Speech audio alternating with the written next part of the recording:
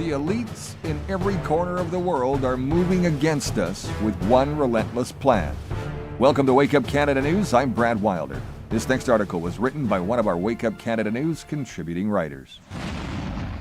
Laws to bind us, arrests to silence us, force to break us, surveillance to watch us, lies to deceive us, and even economic chains to crush our courage. They seek to destroy anyone who stands for truth, justice, and love. What I'm about to say is an explanation, what we have observed them doing, the tactics they use, the patterns we've seen. See it, understand it, stand ready, stand united, stand proudly on the right side of history. Everywhere we look, from Canada to France, from Germany to Israel, from Iran to the U.S., the same story keeps repeating itself. People rise up because they can't take it anymore. The illegal immigration, daily corruption, high prices, lies, the loss of rights, all just to name a few. They march, they shout, they even organize. And then the elites, the ones clinging to their power and wealth, roll out the same playbook. I want you to understand this playbook because it's not random, it's not new, and it's not going away.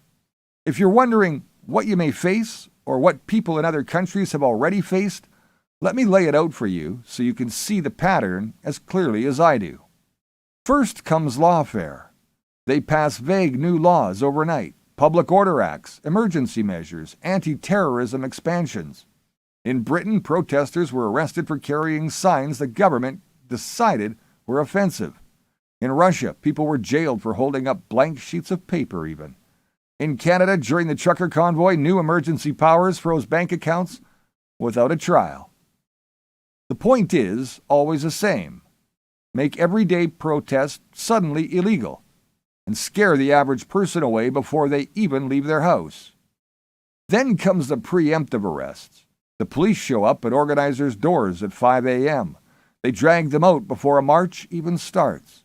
It's happened in France, it's happened in Hong Kong, and it's happened in Belarus. Leaders vanish for a night or a week, and everyone else is left scrambling, afraid, asking, "Am I next?" When the crowds gather anyway, the state escalates. Overwhelming force while there's tear gas in Paris, rubber bullets in Santiago, water cannons in Berlin, horses and batons in Ottawa, kettling mass arrests, trucks of riot police. It doesn't matter if you're singing, praying, or just holding a sign. The goal is to show that the state has the monopoly on violence, and you are a trespasser in your own public square. But force is only half of the game. The other half is surveillance. Every phone, every camera, every post is monitored. In China and Iran, facial recognition hunts down protesters weeks later. In the U.S., the FBI has used social media posts as evidence to jail people. In Canada, live streamers were tracked in real time. The message is clear. We're watching, and you will pay later. Meanwhile, they roll out propaganda. State TV, friendly journalists, and armies of online bots called protesters, thugs, foreign agents, terrorists. In France, Macron called protesters enemies of democracy. In Israel, Netanyahu's allies say demonstrators are funded by outside forces. In Canada, Trudeau painted truckers as racists and extremists. It's never about your grievances. It's always about smearing you so your neighbors don't sympathize. And while they smear you in the media, they hit you where it hurts economically. In Belarus, workers are fired for striking. In Canada, truckers had insurance canceled and accounts frozen. In India, farmers protesting new laws were cut off from credit. Suddenly your job, your house, your family's survival is all on the line because you spoke up. If that doesn't work, they try to divide and rule. They give small concessions to one group to break solidarity. They offer meetings, promises, and token reforms to leaders willing to play along. Suddenly, part of the movement peels away, thinking they've won, while the rest are left stranded. This has happened everywhere, from Poland's labor protests to France's yellow vests. And when even that fails, the gloves come off. Infiltrators and provocateurs join marches, throw rocks, light fires, and suddenly the entire protest is labeled violent. Infiltration of unions in Latin America is well documented. In the U.S., COINTELPRO targeted civil rights leaders with fake letters even planted agents. It's an old trick: create violence, then justify cracking down on violent radicals. In some places, it gets even darker. Disappearances, killings. Like in Mexico, dozens of student protesters were taken and never returned. In Belarus, activists vanished. In Iran, young women and men have been shot for standing in the streets. These are the extreme edges of the same playbook, but make no mistake, it's part of the same plan. Now, why do they do this? Well, because the elites, no matter their country, no matter their ideology, fear the same thing: losing control. They're not stupid. They know protests spread. They know courage is contagious. So they crush it fast, hard, and with the same tools every single time. They criminalize, they arrest, they beat, they watch, they smear, they bankrupt, they divide, and if needed, they kill.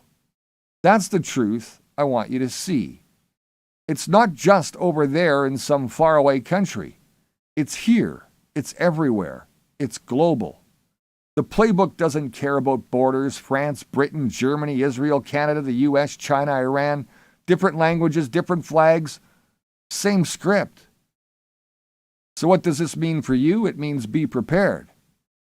Don't be naive. If you choose to stand up, know what's coming. Know that they will try to scare you, to break you, to smear you, to isolate you. But also know this: every time in history, people who understood the playbook, who saw it clearly, who documented it, who refused to be divided, they built movements that outlasted repression. Civil rights in America, solidarity in Poland, anti-apartheid in South Africa.